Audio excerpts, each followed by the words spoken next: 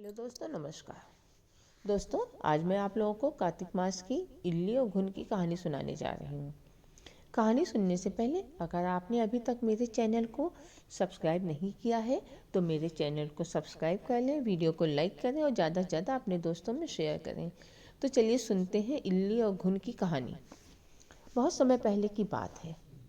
एक राजा के महल में एक इल्ली और घुन रहा करते थे। एक दिन इल्ली ने घुन से कहा कि चलो हम दोनों कार्तिक स्नान करने चलते हैं। घुन ने कहा कि इल्ली, तुम तो गोरी हो, तुम नहा लो, मेरा तो मोट बाजा पड़ा है, मैं नहीं नहाऊंगा।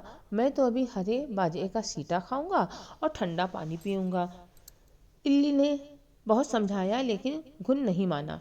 उसके बाद इल्ली राजा की बेटी के पल्लू से लगकर कार्तिक स्नान करने चली गई और घुन बाजे का सीटा खाकर ठंडा पानी पीकर वहीं पड़ा रहा। कुछ दिन बाद कार्तिक मास के खत्म होते ही इल्ली और घुन दोनों मर गए। कार्तिक स्नान करने से इल्ली राजा के घर में पैदा होती है और घुन इसी राजा के यहाँ गधा बनकर पैदा होता है।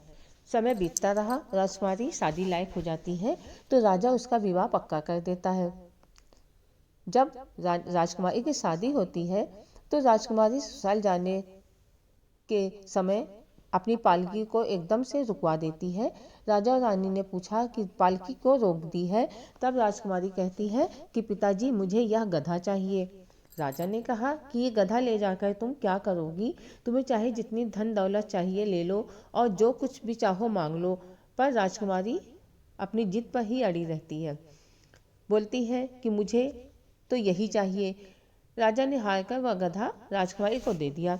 गधे को रथ के साथ बांध दिया तो गधा दौड़ने लगा। महल में पहुंचने पर गधे को महल के नीचे बांध दिया गया।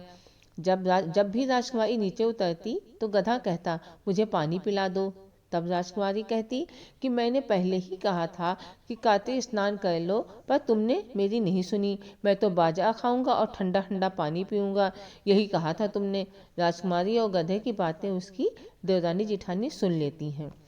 वह दोनों अपने देवर के पास जाकर बोलती हैं कि ये तुम किस जादूगरनी को ब्याह कर लाए हो, या तो जानवर से बातें भी कर लेती है।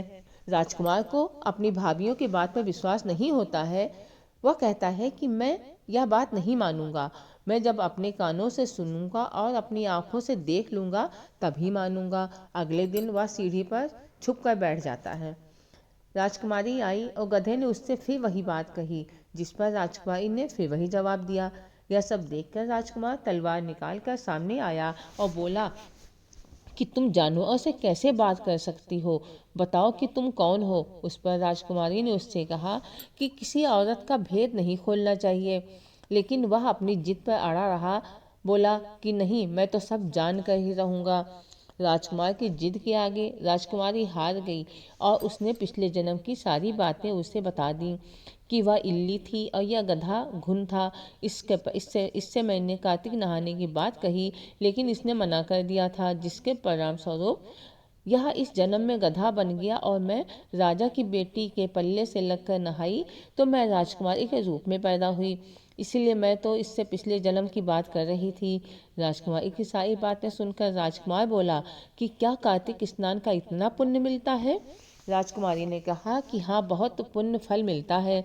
राजकुमारी की सारी बातें सुनकर राजकुमार ने कहा कि यदि कार्तिक स्नान का इतना महत्व है तो हम दोनों कार्तिक स्नान जोड़े से करेंगे और दान पुण्य भी करेंगे, ताकि आने वाले समय में हम दोनों सुखपूर्वक रह सकें। दोनों ने जब जोड़े से स्नान किया तो उनके पास काफ़ी धन हुआ। इस कहानी के बाद सभी को कहना चाहिए कि हे कार्तिक महाराज, जैसा आपने इल्ली को फल दिया वैसा ही सभी को देना, लेकिन घुन जैसा फल किसी को ना देना। तो दोस्तों, आप लोगों को इल्ली और घुन की कहानी कैसी लगी मुझे कमेंट बॉक्स में ज़रूर बताएं। धन्यवाद।